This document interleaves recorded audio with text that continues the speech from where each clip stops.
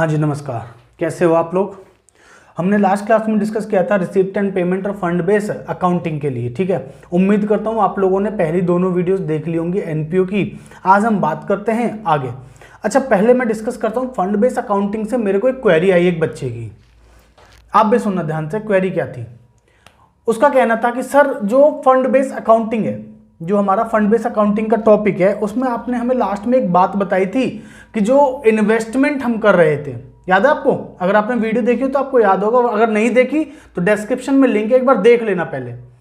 वहां पे पॉइंट क्या था कि जो फंड बेस अकाउंटिंग का पैसा हमें मिला था, ठीक है, हमने क्या किया यार, अभी हमारे टूर्नामेंट वगैरह हो नहीं रहे तो हमने क्या किया, उसको इन्वेस्ट कर दिया, ठीक है जी।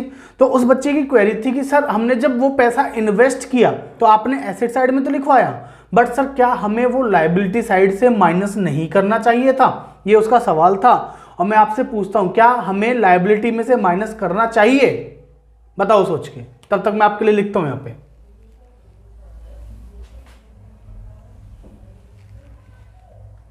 ये हमारी बैलेंस शीट है, ठीक है।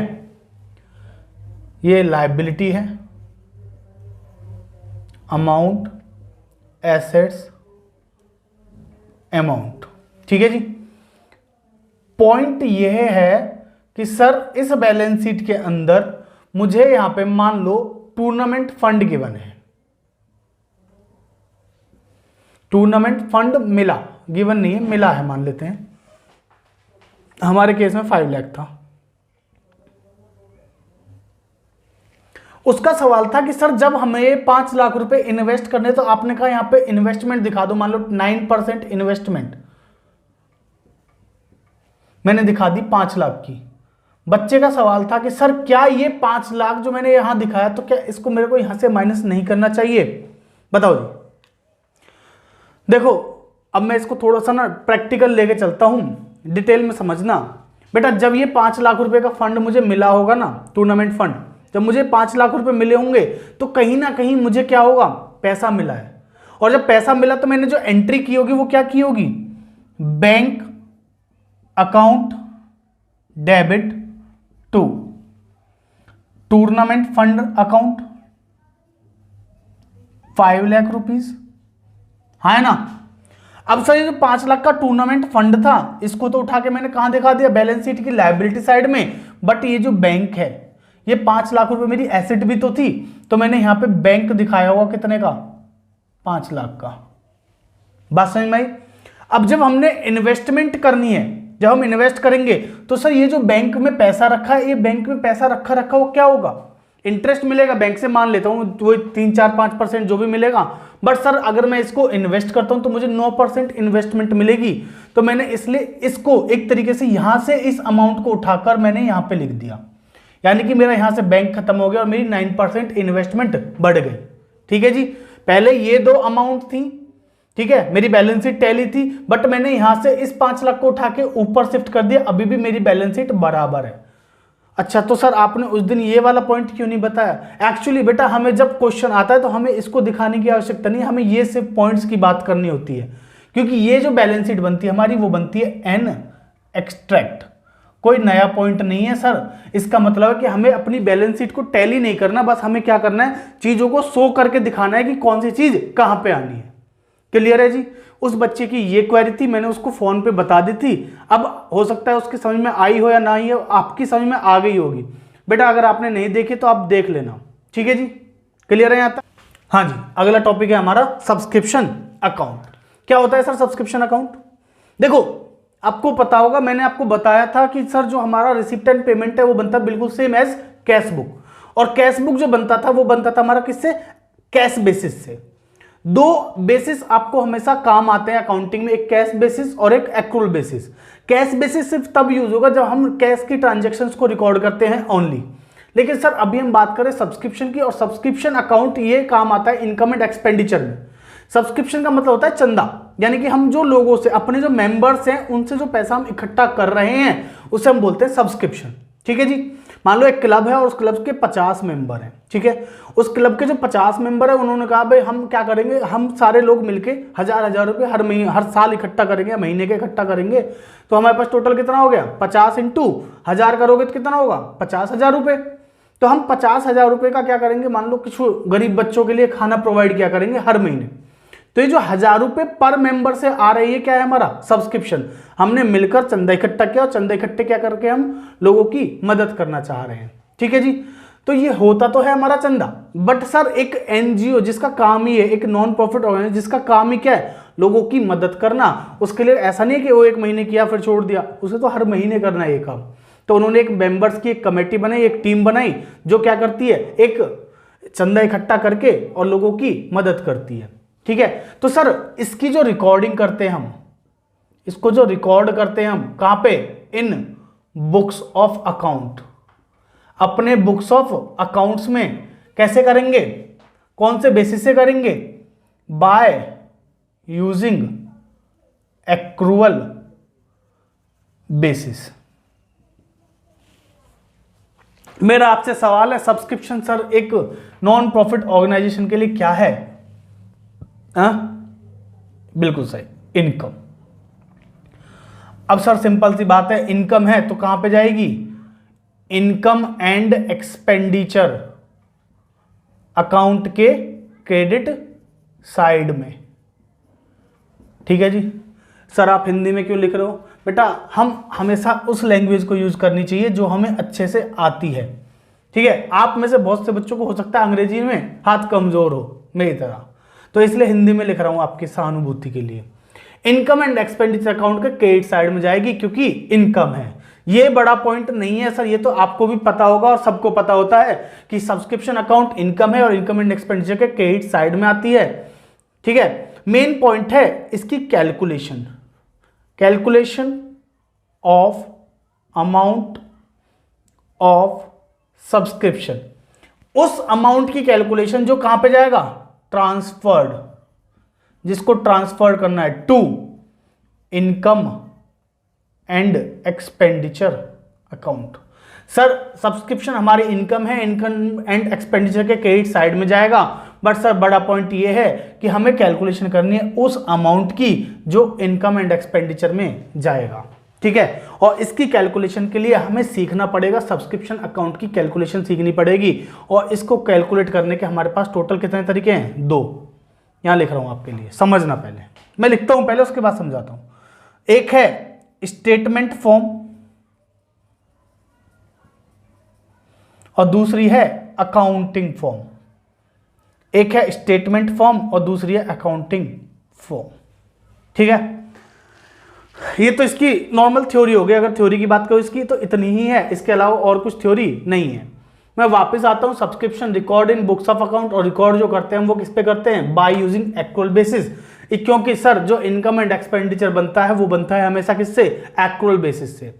अब सबसे पहले मैं बात करता हूं आपसे कि एक्रूअल बेसिस होता क्या है, बताओ जी। एक्रूअल बेसिस क्या होता है?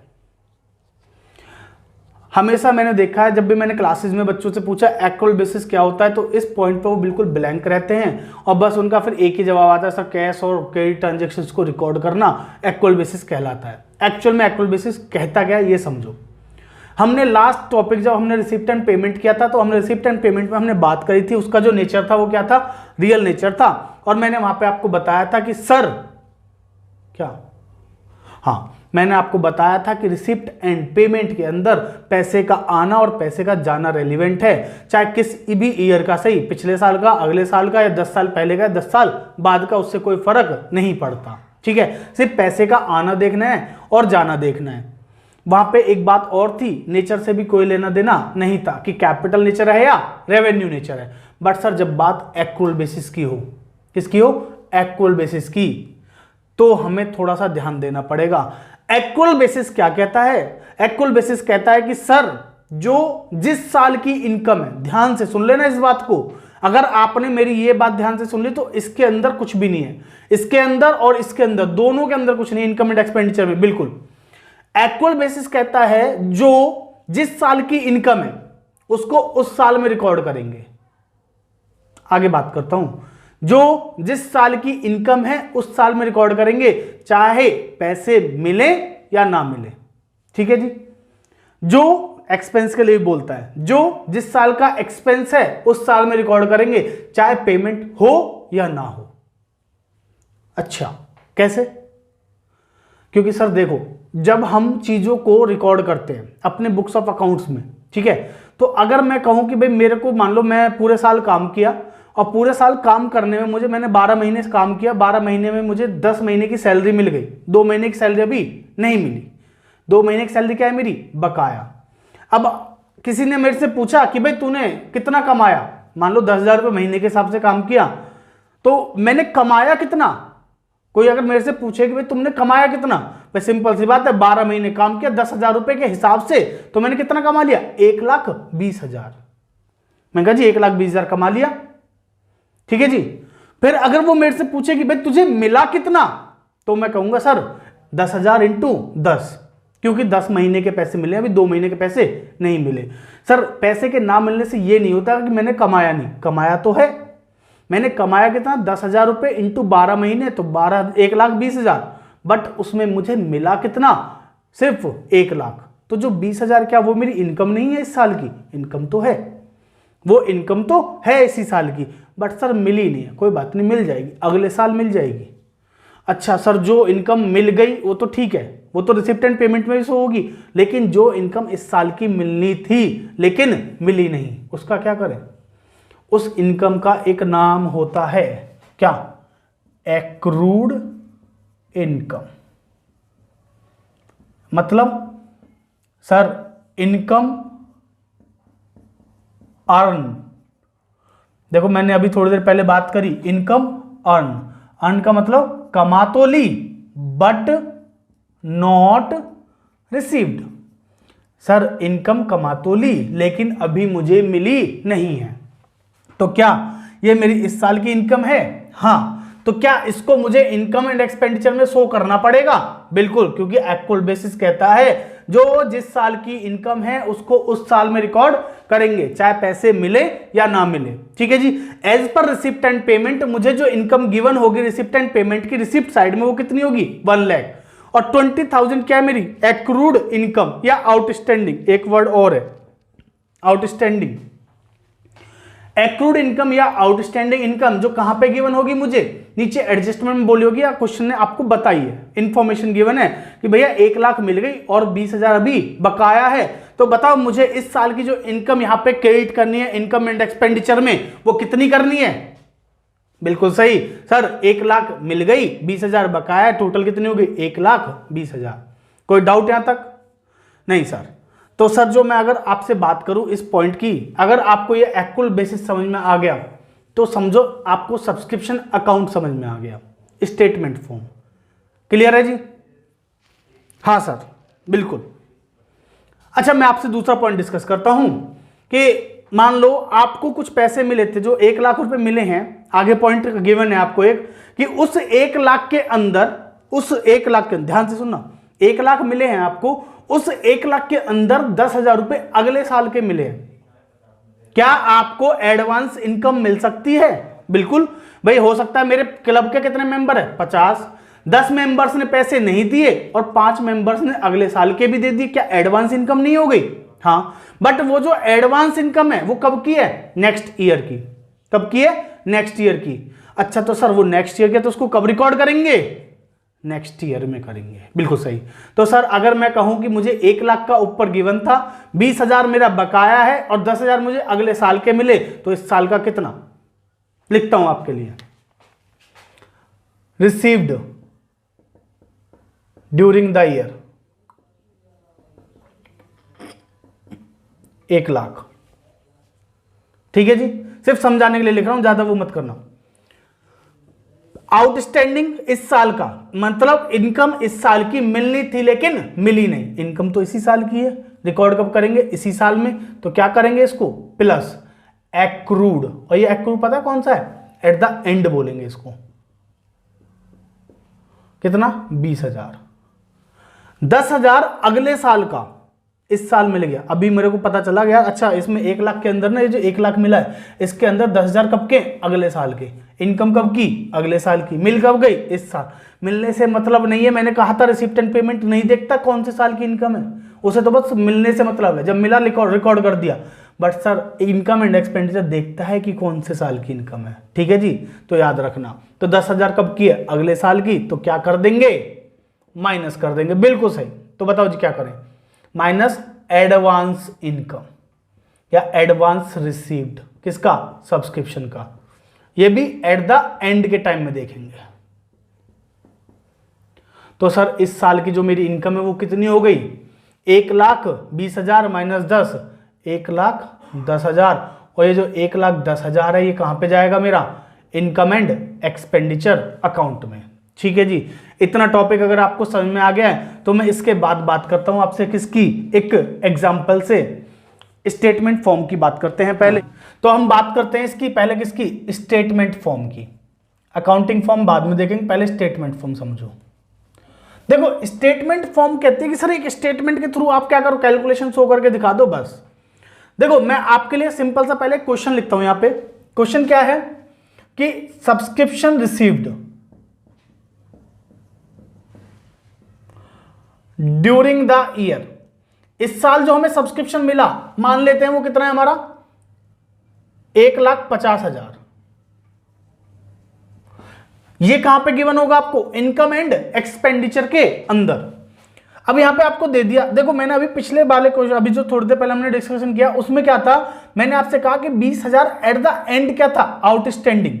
ठीक है, मैं मान लेता हूं ये बात थी पिछले साल की, तो जो पिछले साल का आउटस्टैंडिंग था वो इस साल का क्या बनेगा, आउटस्टैंडिंग ही रहेगा। बट वहां क्लोजिंग था तो यहां क्या रहेगा, ओपनिंग। तो मैं कह रहा हूं ओपनिंग आउटस्टैंडिंग ऑफ सब्सक्रिप्शन 20,000 था हमारा।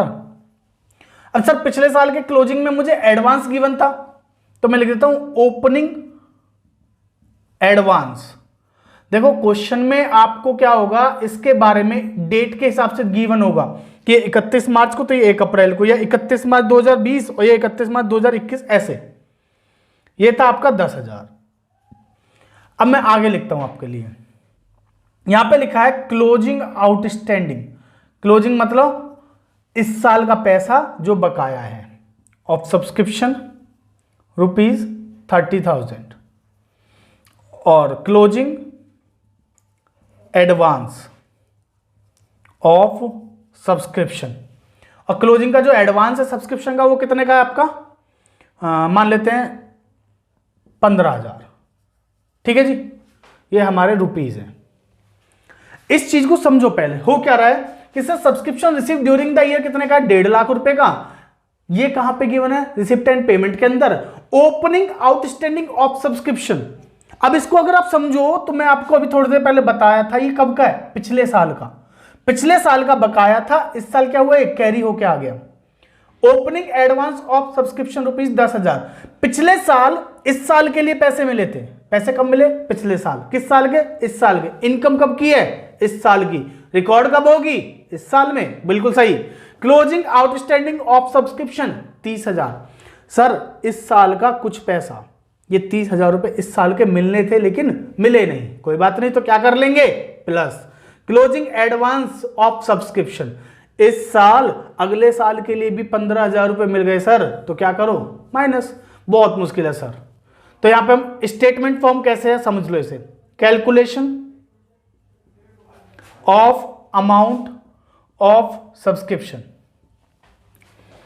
बस ये ऐसे बन गई स्टेटमेंट। अब इसमें हमें क्या करना है, अपने अमाउंट लिखना है। लो जी, पर्टिकुलर्स अमाउंट। अब मैं सबसे पहले लिखूंगा यहां पे क्या, subscription received during the year. सबसे पहले हम बात करेंगे subscription received during the year. Sir ये इंफॉर्मेशन मुझे कहां से मिलेगी, ये मिलेगी मुझे रिसिप्ट एंड पेमेंट अकाउंट से। कितने का, ये 1,50,000। Subscription receive during the year कितना है, 1,50,000। अब मैं इस पॉइंट की बात कर रहा हूं, ओपनिंग आउटस्टैंडिंग ऑफ सब्सक्रिप्शन ₹20,000। आप मुझे बताओ ये 20,000 इनकम कब की? ध्यान रखना जो इस साल की इनकम है तो रिकॉर्ड करेंगे वरना नहीं करेंगे। ये 20,000 इनकम कब की है? पिछले साल की। सर तभी तो ओपनिंग के उसमें आउटस्टैंडिंग था मेरा, साल के शुरुआत में मैंने देखा यार पिछले साल का पैसा बकाया है 20,000। अच्छा कोई बात नहीं सर, जो पिछले साल का पैसा बकाया था वो इस साल क्या हुआ होगा? मिला होगा। तो मिला है तो क्या इस 1.5 लाख के अंदर इंक्लूड नहीं है? समझो बात को, 20,000 पिछले साल का है उससे प्रॉब्लम नहीं है, बट प्रॉब्लम सर ये है कि ये 20,000 इस 1.5 लाख के अंदर इंक्लूड है और मुझे इस 1.5 लाख में से इसको माइनस इसलिए करना है क्योंकि ये पिछले साल की इनकम है। ठीक है, तो क्या कर दो इसको, लेस ओपनिंग आउटस्टैंडिंग। ठीक है जी, कितने का? मैं आउटर कॉलम में इनर कॉलम में लिख देता हूं 20,000 का। Opening advance of subscription 10,000। Sir ये तो हम बताएंगे, ये है पिछले साल इस साल का पैसा मिला था। ये क्या है इसको समझो पहले। ओपनिंग एडवांस मतलब साल के शुरुआत में एडवांस गिवन है 10,000, तो ये क्या है? ये पिछले साल इस साल का पैसा मिला था। तो इनकम कब की है? इस साल की। तो कहीं ना कहीं इस 1.5 लाख के अंदर ये इंक्लूड नहीं है क्योंकि ये तो पिछले साल मिल गया था, तो पिछले साल वाले में इंक्लूड था। और सर पिछले साल अभी थोड़ी देर पहले 10,000 माइनस किया था हमने। ठीक है जी, तो अभी ये इनकम कब की है? इस साल की। रिकॉर्ड कब होनी चाहिए? इस साल में। तो क्या करेंगे? प्लस करेंगे, बिल्कुल। Add opening advance 10,000। ठीक है जी। Closing outstanding of subscription ₹30,000। Sir इस साल का पैसा मिलना था, मिला नहीं। अच्छा अगर मिलना था और मिला नहीं तो इस 1,50,000 के अंदर क्या नहीं हुआ? ऐड नहीं हुआ।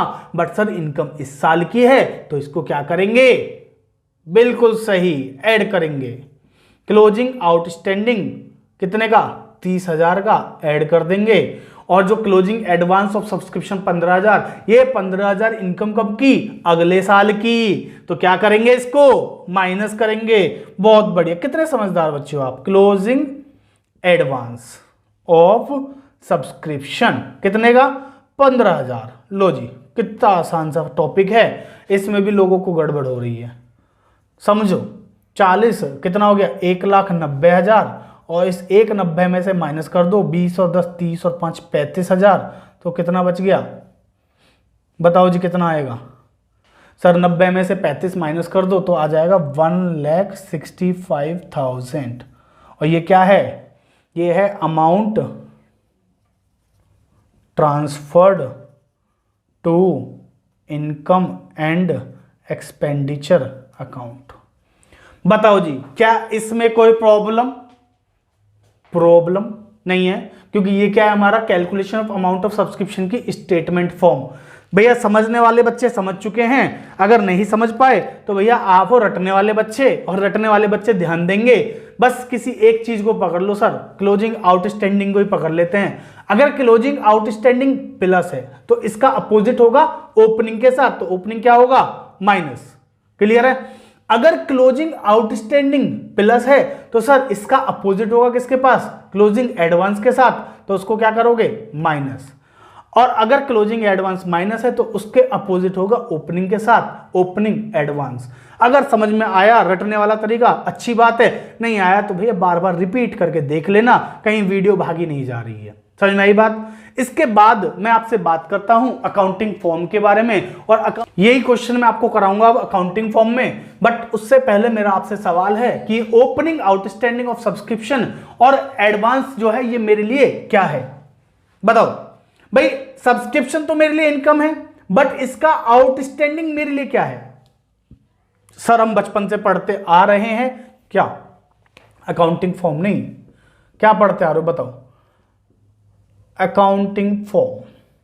सर अकाउंटिंग फॉर्म का मतलब आपको बनाना है सब्सक्रिप्शन अकाउंट।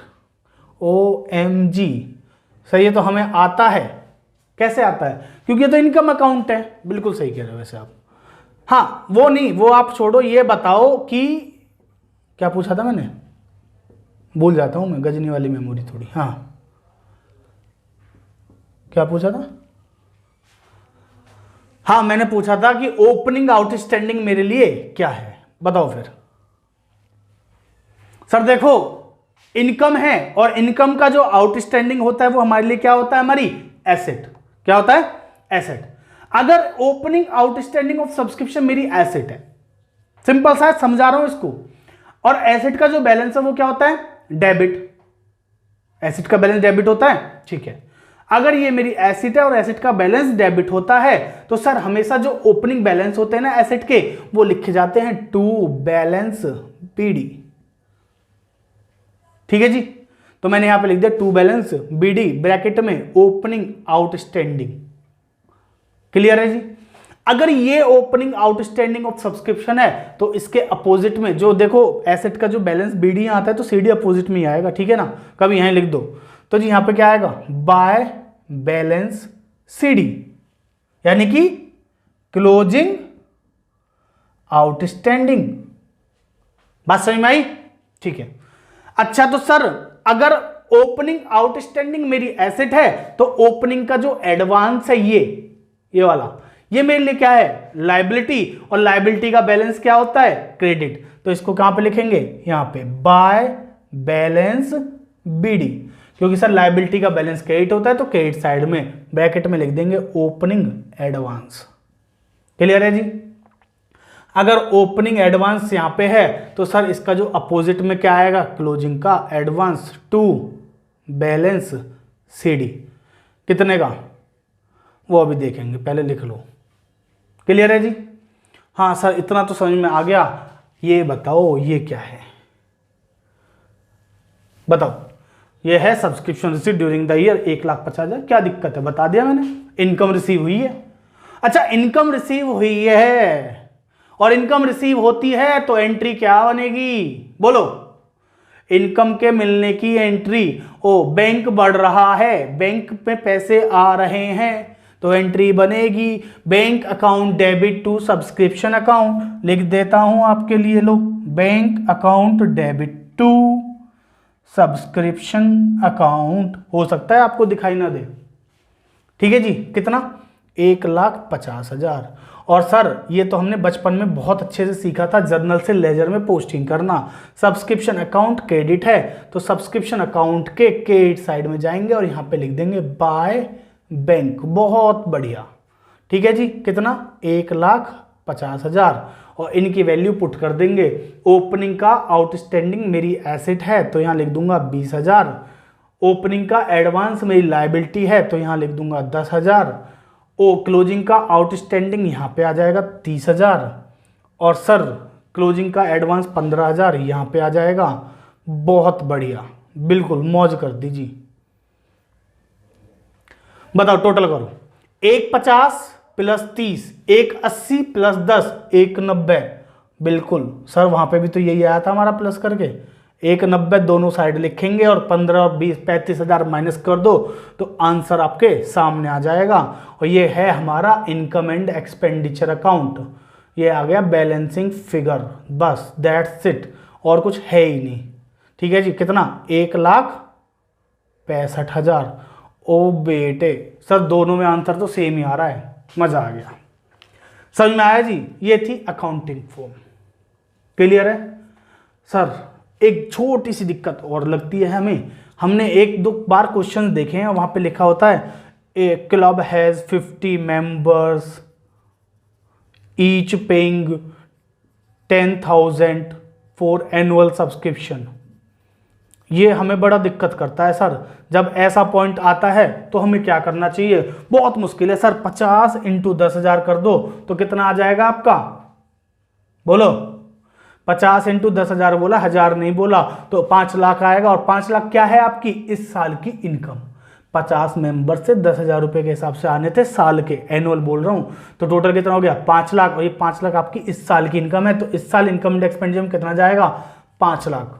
ठीक है। बट सर जब आपको कुछ चीज ऐसे क्वेश्चन में ऐसे पूछा हो ना, 50 मेंबर 10,000 सब्सक्रिप्शन, तो कहीं ना कहीं वो आपसे ये नहीं पूछ रहा, वो आपसे कहीं ना कहीं या तो ये पूछेगा, ये या हो सकता है बैंक। अगर आपको ये पता है और ये पूरा फॉर्मेट आपको पता है तो मैं उम्मीद करता हूं कि आप इस 5 लाख की वैल्यू को यहां रख के कोई भी चीज निकाल सकते हैं। ठीक है जी।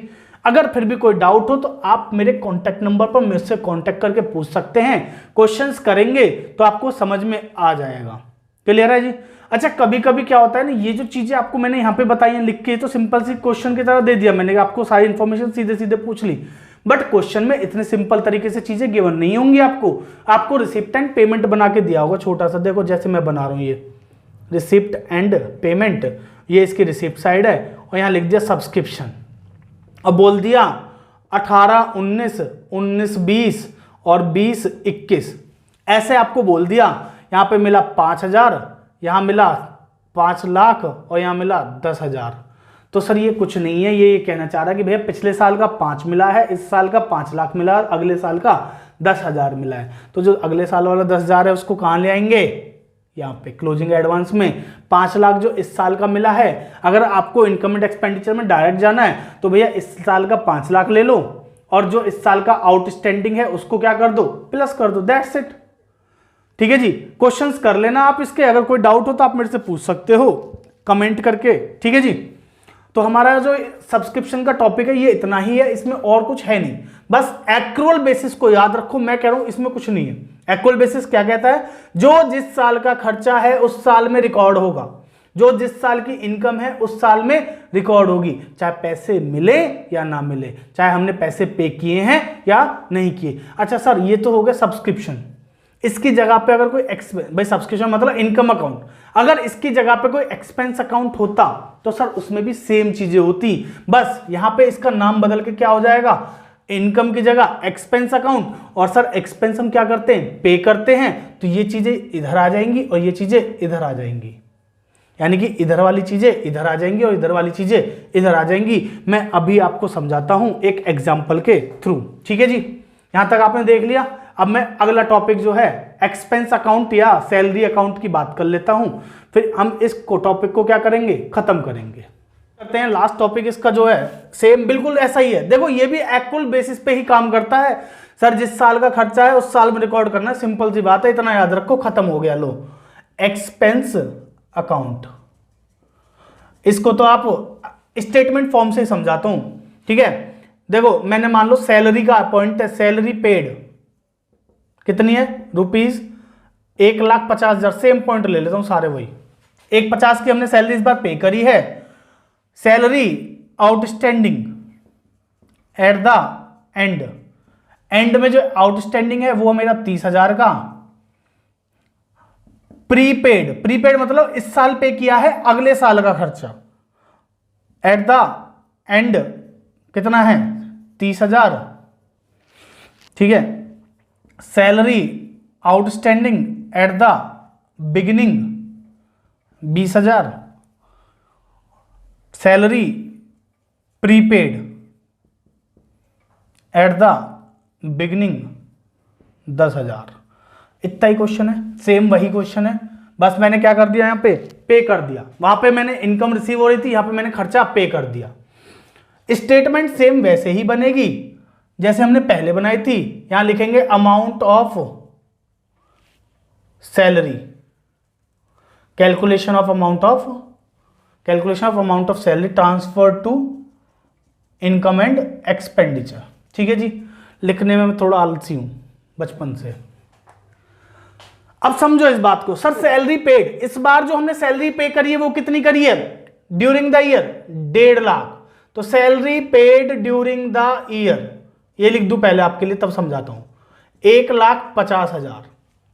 हमने जो इस बार सैलरी पे करी वो कितने करी, 1.5 लाख की। Salary outstanding at the end, at the end से क्या मतलब है कि सर साल के लास्ट में जब मैंने देखा कि मेरी अभी भी 30,000 रुपए की सैलरी पे करने को बकाया है, खर्चा कब का है, हाँ इस साल का, क्या करेंगे सर इस साल की सैलरी आउटस्टैंडिंग तो ऐड करनी पड़ेगी। बिल्कुल सही बात है भाई, खर्चा तो इसी साल का है, रिकॉर्ड भी कब करेंगे, इसी साल में। तो salary outstanding at the end कितना, 30,000। क्लियर है। Prepaid at the end, prepaid का मतलब सर पहले पे कर दी, इस साल पे कर दी, अगले साल की सैलरी, सैलरी कब की है, अगले साल की, पे कब करी है, इस साल।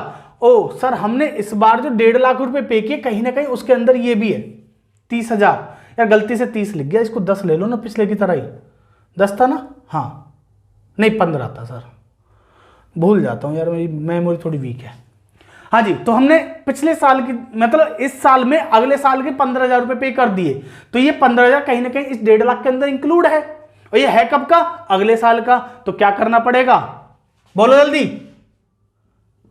सर हम डर जाते हैं, थोड़ा धीरे बोला करो। ठीक है जी, बताओ बेटा, माइनस करेंगे। ठीक है जी, तो प्रीपेड एट द एंड कितना, 15,000, बिल्कुल सही।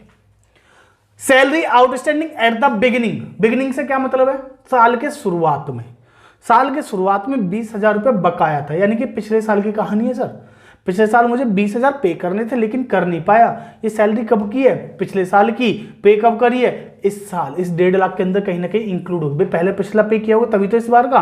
तो सर ये सैलरी कब की है, पिछले साल की। पे कब करी है, इस साल में। रिकॉर्ड कब हुई है, पिछले साल। तो इस 1.5 लाख में से क्या करेंगे, इसको माइनस करेंगे।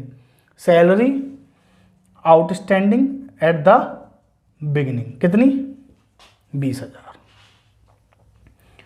और sir salary prepaid at the end, at the beginning, and नहीं, एंड तो ये हो गया बिगिनिंग। साल के शुरुआत में इस साल के 10,000 रुपए क्या थे हमारे, यानी कि पिछले साल इस साल की सैलरी क्या की गई थी, पे। सैलरी कब की, इस साल की। पे कब हुई, पिछले साल। फर्क नहीं पड़ता, इस साल की तो इस साल में रिकॉर्ड करो।